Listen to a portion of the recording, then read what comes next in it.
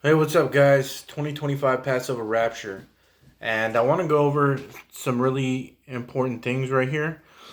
Now, I've gone over a couple of these things, but I feel the need to go over these again. That's what I feel the need to do, and I want to read it verbatim. And we start here in 1 Thessalonians chapter 5. It says this, "But of the times and of the seasons, brethren, ye have no need that I write unto you." So he says, don't worry about the times and the seasons. Now, the seasons in the Strong's Concordance is moed. That means appointed feast days. So he says, don't worry about the feast days. Now, why? Well, this is what he says. For yourselves know perfectly that the day of the Lord so cometh as a thief in the night. So the day of the Lord is the wrath of God. And the thief in the night part, now here's a thing that I've made a video about, is talking about the new moon, the sighting of the sliver of the new moon. It comes as a thief in the night.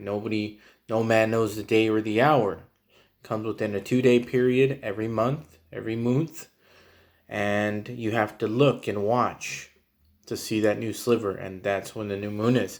Now a lot of people stop there and they say, well, see there, it's coming as a thief in the night, so nobody knows. But that's not what this says. We got to keep reading here. It says this, for when they shall say peace and safety, then sudden destruction cometh upon them, as travail upon a woman with child, and they shall not escape. For ye, brethren, are not in darkness, that day should overtake you as a thief.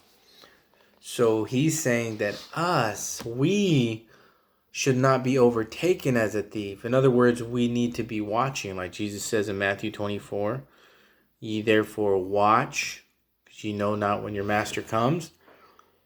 So what he's actually telling us is we need to watch the new moons, not the feast days. But sometimes the feast days fall on new moons, because that is called a Jewish idiom. A Jewish idiom. The thief in the night, as a thief in the night, it's talking about the new moon. Just like see you later, alligator, it's a metaphor, it's an idiom. And it also is referring to no man knows the day or the hour. Like I said, on a new moon, within 2 days, the moon will show up. So no man knows the day within those 2 days or the hour, because you got to watch when the sliver of the new moon shows up. That's what all that is about. So we know it's going to be on a new moon, and we know that this is talking about the rapture, right? Because he wouldn't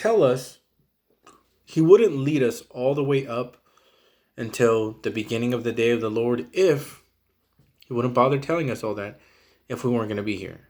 Why would he tell us all these things about when they shall say peace and safety, sudden destruction shall come upon them? It's because we're going to be here when they say peace and safety. He walks us all the way up to the new moon when the day of the Lord begins. You see that? Otherwise, he wouldn't have bothered to walk us all the way up to that point. So we need to watch the moons. I believe to watch every new moon. Why not? But what I learned from this is that I'm not going to really pay attention that much to feast days for rapture. I'm still going to pay attention, but considering that that's a Jewish idiom for a new moon, I'm probably not going to have my expectations that high. And so I wanted to go over that real quick with you guys, because you got to know what Jewish idioms are.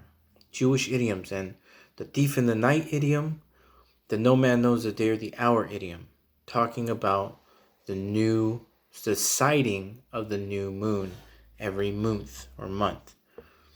So with that being said, I want to touch on my last video too, talking about how we see that the world is going to go to war, but on earth as it is in heaven.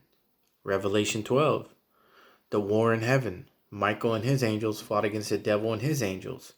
You see, on earth as it is in heaven. There's going to be war on earth. There's going to be war in heaven. And in the midst of that, the man-child is caught up, which is the rapture. You see that?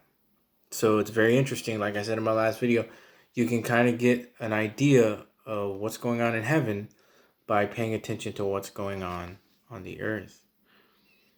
Very interesting principle that God has that always applies. I think it applies in everything. There's a temple on earth, or there was a temple on earth. There's a temple in heaven, right? There's angels on earth. There's angels in heaven.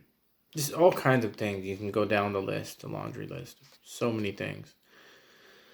Um, but that's all I wanted to talk about. 1 Thessalonians chapter 5. And right before that in chapter 4, it's talking about the rapture. So you guys all know those verses. We'll be caught up in the clouds to meet the Lord in the air. Therefore, comfort one another with these words. And then he goes on to say, but I don't need to tell you about the times and the seasons, the feast days. You know that the Lord comes as a thief in the night. So he's talking about the rapture because it leads right into chapter 5. First the rapture, then it leads right into what I just said.